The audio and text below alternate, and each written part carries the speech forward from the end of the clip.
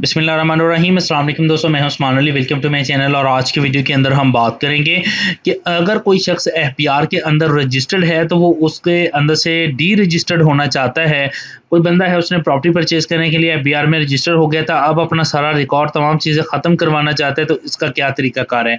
आज की वीडियो के अंदर हम इसी मौजू के ऊपर बात करेंगे। तो मौजू की तरफ जाने से पहले सब दोस्तों से गुजारिश है कि अगर आपने अभी तक हमारे यूट्यूब चैनल को सब्सक्राइब नहीं किया है तो यहाँ सब्सक्राइब के बटन के ऊपर क्लिक करके सब्सक्राइब कर लीजिएगा और साथ बेल आइकन को भी दबा दीजिएगा, ताकि जब भी हमारे कोई लेटेस्ट वीडियो आए तो उसके नोटिफिकेशन आप तक पहुँचते रहें।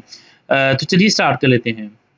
इसमें सबसे पहले मैं आपको बताता चलूँ कि 3 किस्म के जो है वो कोई भी पर्सन्स जो हैं वो यहाँ मौजूद होते हैं, जिसके अंदर जो है वो एक होता है फाइलर, एक होता है नॉन फाइलर एंड थर्ली जो होता है जिसका बंदा का कोई भी रिकॉर्ड जो है वो एफबीआर के अंदर नहीं है। यहाँ पर हम लिख देते हैं नॉट रजिस्टर्ड इन एफबीआर। ठीक है। अब ये जो बंदा फाइलर है जो कि एफबीआर के अंदर रजिस्टर, सबसे पहले हम बात कर लेते हैं कि कोई भी बंदा जो है वो अगर एफबीआर के अंदर रजिस्टर्ड होना चाहता है तो वो न्यू रजिस्ट्रेशन के ऊपर क्लिक करेगा, अपनी यहाँ पर रजिस्ट्रेशन प्रोसीजर मुकम्मल कर देगा, तो उसको जो है वो एक एनटीएन नंबर यानी नेशनल टैक्स नंबर जो है वो जारी हो जाएगा, जो मुमकिन तौर के ऊपर उसका सीएनएसी ही होता है। ठीक है। तो वो यहाँ पर रजिस्टर हो जाएगा। जब वो रजिस्टर हो जाएगा तो रजिस्टर होने के बाद जो है सबसे पहले आ जाता है कि उसने अपनी टैक्स रिटर्न को फाइल करना है। अगर वो टैक्स रिटर्न फाइल कर रहा है अपनी, और टैक्स रिटर्न फाइल करने के बाद जो है वो बाकायदा एक्टिव टैक्स पे लिस्ट के अंदर मौजूद है, तो वो एक फाइलर है। किस तरह से है, सबसे पहले हम चेक कर लेते हैं। सबसे पहले हम टैक्स पे प्रोफाइल इंक्वायरी के ऊपर जाता हूँ, मैं इसको प्रॉपरली तौर के ऊपर आपको समझाने के लिए मैं जाता हूँ सीएनएसी के ऊपर, और यहाँ पर मैं सीएनएसी लिखता हूँ एक।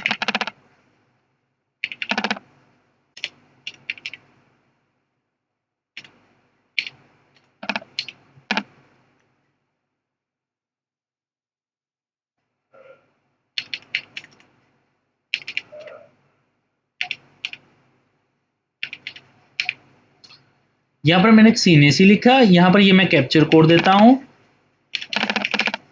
और यहाँ पर मैं क्लिक करता हूँ, तो यहाँ पर देखिए इसकी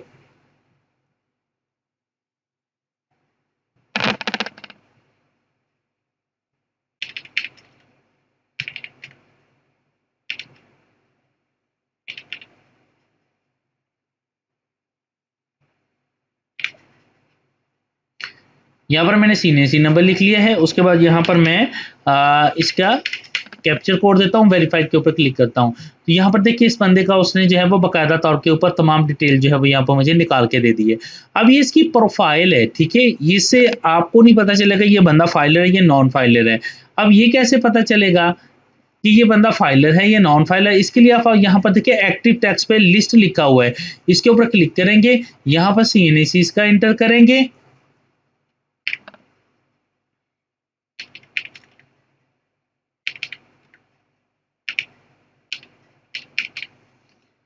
उसके बाद ये डेट आ रही है, यहाँ पर आप कैप्चर कोड लिखेंगे और वेरीफाई के ऊपर क्लिक करेंगे। अब जब मैंने फिर वेरीफाई के ऊपर क्लिक करा तो यहाँ पर देखिए फाइलिंग स्टेटस आ रहा है एक्टिव।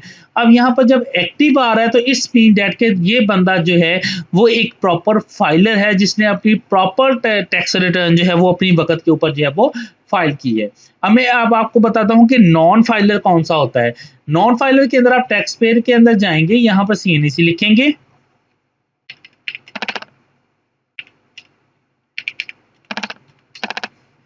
यहाँ पर मैं कैप्चर कोड लिखता हूँ और वेरीफाई के ऊपर क्लिक करता हूँ।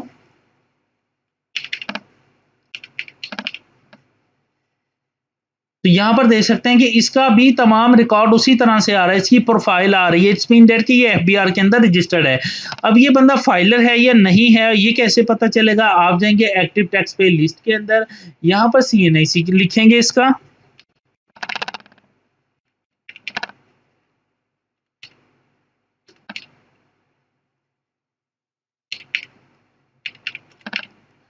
और वेरीफाई के बटन के ऊपर क्लिक करते हैं तो यहाँ पर देख सकते हैं कि यहाँ पर इसका स्टेटस में कहीं पर भी एक्टिव नहीं लिखा आ रहा।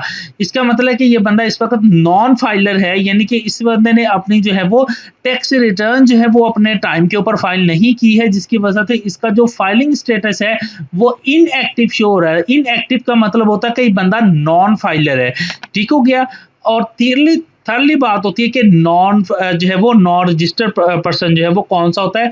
आप जाते हैं यहाँ पर और यहाँ पर जाके जो है वो CNAC नंबर जो है वो लिखते हैं और लिखने के बाद जो है वो यहाँ पर सर्च करते हैं और वेरीफाई के बटन के ऊपर क्लिक करते हैं तो यहाँ पर देखिए लिखा है नो रिकॉर्ड एग्जिस्टिंग, यानी कि ये बंदा जो है वो FBR के अंदर रजिस्टर्ड ही नहीं है। तो यहाँ पर आपको सबसे पहले जो है वो समझ आ गई होगी कि असल में जो है वो फाइलर कौन सा है, नॉन फाइलर कौन सा है, नॉन रजिस्टर्ड कौन सा है। फाइलर वो बंदा होता है जो FBR के अंदर जो है वो बाकायदा तौर के ऊपर यहाँ से न्यू रजिस्ट्रेशन के ऊपर क्लिक करके अपने आप को रजिस्टर करता है और उसके बाद टाइम के ऊपर अपनी टैक्स रिटर्न फाइल करता है, तो वो एक फाइलर होगा। नॉन फाइलर वो होता है जो कि बंदा यहाँ पर रजिस्ट्रेशन तो अपनी मुकम्मल कर लेता है, FBR के अंदर रजिस्टर होता है, लेकिन वो बंदा जो है वो अपनी टैक्स रिटर्न को फाइल नहीं कर रहा होता, तो वो नॉन फाइलर होता है। FBR के अंदर नॉन रजिस्टर कौन सा होता है कि जो कि जिसका यहाँ पर नो रिकॉर्ड एग्जिस्ट आ रहा है, यानी वो FBR के अंदर यहाँ पर रजिस्टर्ड ही नहीं है। जब रजिस्टर्ड ही नहीं होगा तो वह अपनी कोई भी टैक्स रिटर्न भी फाइल नहीं करेगा। तो अब यहाँ पर हम देख लेते हैं कि अगर कोई शख्स है जो कि अपनी कोई प्रॉपर्टी परचेज करने के लिए या किसी मकसद के लिए जब वो फाइलर हुआ है, अब वो कहता है कि मैं जो है वो डी रजिस्टर्ड होना चाहता हूँ, मेरा यहाँ पर कोई रिकॉर्ड नहीं आना चाहिए, तो वो कैसे होगा। इसके लिए जो वो सबसे पहले वो एक अपने कुछ डॉक्यूमेंट उसको रिक्वायर्ड होंगे।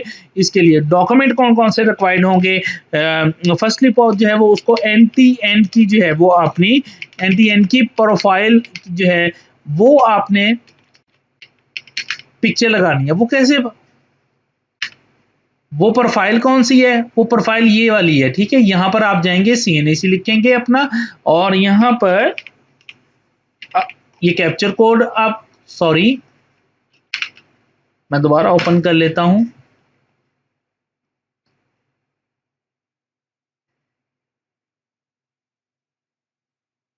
यहां पर जाएंगे प्रोफाइल के अंदर CNAC के ऊपर एंड यहां पर वेरीफाई के ऊपर क्लिक करेंगे तो ये आपकी प्रोफाइल है। ठीक है, यहाँ पर आपने प्रिंट आउट के ऊपर क्लिक करके इसका प्रिंट आउट ले लेना है। ये आपने फर्स्ट ऑफ ऑल आपनी जो है वो NTN की प्रोफाइल का एक प्रिंट साथ लगाना है। इसके अलावा आपने CNAC की कॉपी लगानी है एंड उसके बाद जो है वो आपने एक एप्लीकेशन लिखनी है टू कमिश्नर FBR। ठीक है, उसको आप एप्लीकेशन लिखेंगे और उसके अंदर आपने स्ट्रॉन्ग रीजन बतानी है कि क्यों आपको जो है वो FBR जो है वो खत्म कर दे अपने डाटा के अंदर से, क्यों इसमें से निकाल दे। तो उसका तरीकाकार क्या है, उसके लिए कौन सी एविडेंस होनी चाहिए आपके पास। जो है आपके पास आप कोई बिजनेस कर रहे थे, वो आपने बिजनेस क्लोज कर दिया है, आपकी सैलरी स्लैब रेट से कम आ गई है। इस वक्त जो स्लैब रेट है वो 6 लाख है। अगर आपकी 6 लाख से जो है वो इनकम कम है तब भी आप जा सकते हैं। आपकी सैलरी जो है वो 6 लाख रुपए से कम है, आप तब भी जा सकते हैं। आप जो है वो कोई रेंट के ऊपर प्रॉपर्टी दी हुई थी, वो अब खत्म हो गई है, उससे कोई रेंट आपको नहीं आ रहा है, तो तब भी आप जा सकते हैं। तहम ये जो कुछ आपको मैंने रीजंस बताई हैं, ये FBR का जो कमिश्नर है उसकी डिस्क्रिशनरी पावर्स है कि वो इनको एक्सेप्ट करता है या नहीं करता।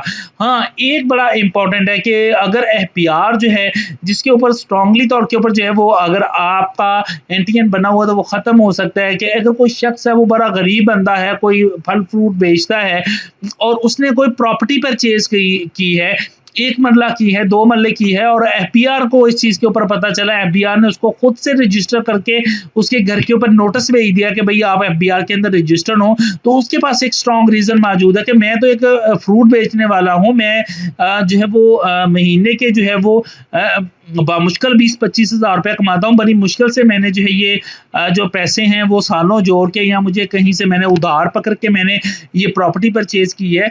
मैं इस काबिल नहीं हूँ कि मैं अपनी टैक्स रिटर्न को भी किसी से फाइल करवा सकूँ या मैं फाइल करूँ या मैं FBR के अंदर रजिस्टर्ड हूँ, मेरी स्लैब रेट से भी कम है। तो फिर जो है वो इसके ऊपर जो है वो FBR जो है जो कमिश्नर FBR है वो उसकी डिस्क्रिशनरी पावर है वो इससे इत्तफाक करता है, तो वो आपको इसमें से जो है वो निकाल सकता है, आपको डी रजिस्टर कर सकता है।